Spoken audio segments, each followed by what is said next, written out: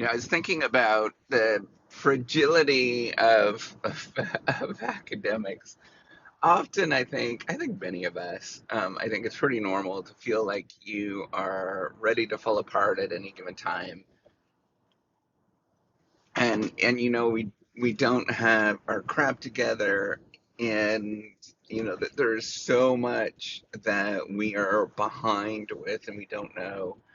And I want to really stress. So I was talking about this yesterday.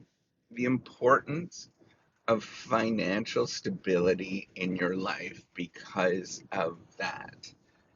And I want you to get to a point. So my wife and I, um, we're sort of planning. We could walk away. I think we could pretty much walk away right now. I'm in my early 40s. Um, well, mid 40s now. And I think we could walk away. And I want you to sort of get to that moment where you can do that, depending on what you're actually doing. And it requires a series of intentional choices along the way that are really important. And there's kind of like break even financial uh, decisions that you make where they make all the difference in the world. The first one is, picking that education at the beginning in terms of what you're going to do and the areas that you're going to go into. So I'm going to tell you this right up front. And I know, like, maybe, I don't know who's going to ever listen to this, but I think financially, doing a PhD was a terrible idea for me. And I should not have done that. Now, that weighs on me a lot. Because it was just financially, the whole thing was a complete bust. But here's the but. Um, Even so, I was wise enough to choose an area that is continues to grow and continues to outpace, right? So I did business, and I found it like interesting and challenging. Strategy is definitely one of the areas that is a um, more financially viable in any area. And maybe, I don't know, maybe it'll pay out eventually, but I don't think it will, right? In terms of the return, I'd have to be a super crazy superstar, but I probably could be that in any area that I would go into. So I want you to really think about that. That sort of education choice is such an important one that, man, you are going to regret, even if you did a PhD, you're going to regret the area that you're going to go into unless you think about the financial side. The second thing is the housing choice that you're going to get and the home that you're going to get. And at the beginning, I think that this was maybe a bit of a mistake. We did own a home right through when I was doing a PhD, and we've been homeowners since 25. Um, and because of that, it's a long time. We have, and on top of that, we haven't bought a home that is not well within our means, like really well within our means. So the one during our PhD, that's where I was like, I think it was just above what we should have been doing. It should have been smaller, and maybe more outdated. It was just hard to find. So we ended up getting into something that was a little bit more than what we thought, and we saved a little bit in that home, a little bit. But here's the thing: I want you to know, a home is a terrible investment.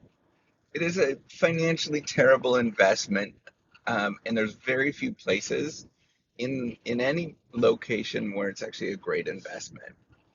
Um, and the reason is it just barely ekes past inflation, right? So it's not a great investment, and people that sort of think about that as investment, they're way off. Um, and so, like, the way that you think about it is like, what's the lowest minimum home that you could live in that you would be comfortable in?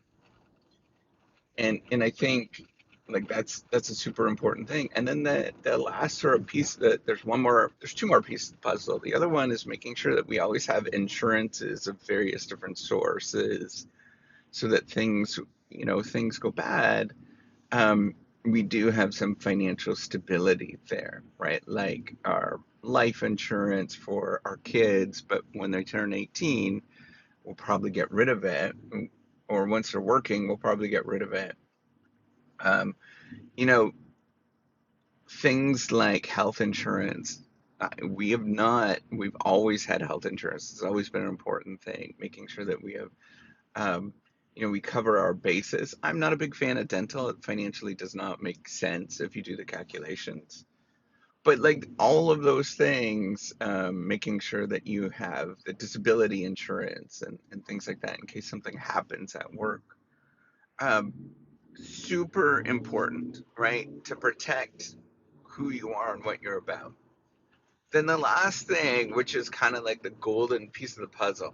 Oh, and part of that sort of insurance is having, which I learned later on in life. It's actually been a blessing. Is to have an emergency fund of a substantial amount, not like crazy off the charts kind of substantial amount, but enough that you can live for 4 months or whatnot. Um, but that tends to be a lot of money. Then the last one is making sure that you're investing just a crap ton of your money in basic index funds and mutual funds and things like that. Having a financial advisor, as I was pointing out, has been good. Just to answer questions and setting things up and things, right? So that's an important thing. So having financial stability in a lot of areas of your life, man, it is just going to pay off dividends because I want to walk away. I don't want to do this forever because I know I'm so fragile. And having that walk away power where I'm like, yeah, screw it. I could just walk away at any time. Such an important thing, and that's in your life. Um, and almost all of the financial advice that you're gonna hear is is doesn't err on the conservative side enough. The only person that I agree with, but I financially have a hard time, or emotionally have a hard time with because of sort of political stuff, is the Dave Ramsey material. All of that is hands down bang on with a lot of it, and even the sort of end of figuring out what your why is, um, thinking about why you're doing things. It's such an important part of everything that you do, and I highly stress it. So if you want to pick up a good book, just know that there is there's a lot of political stuff that goes on, and you have to look past that when you're reading that particular kind of material. But I do agree with the basic premise of all of it, self-sufficiency and things like that. Um, so I'd encourage you to really stress these things and look for ways that you can um, just do well financially. Like make sure that your crap is together as best as you can in that department. So you just walk away and say, screw it. Like, I don't need to be part of that. And here's the thing. I also want to get to the point, like, in case something does happen to me, that I pass away early, right? That I do have resources available that I can pass on to my family, and help them out while they go through a lot of grieving and things like that. And I think that's such an important part.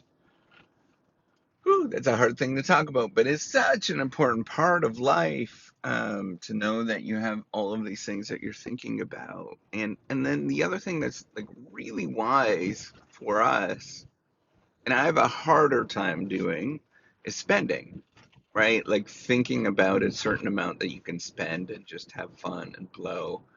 Um, It's such an important part. I have a tendency, and I think that's pretty normal with the sort of prepping mentality that you get, when you do a PhD, um, to sort of logically think through things and sort of rinse out everything as much as possible. But you know what?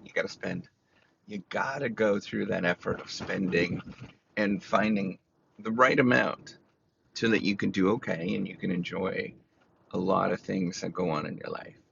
All right, take care and have a wonderful day. Bye.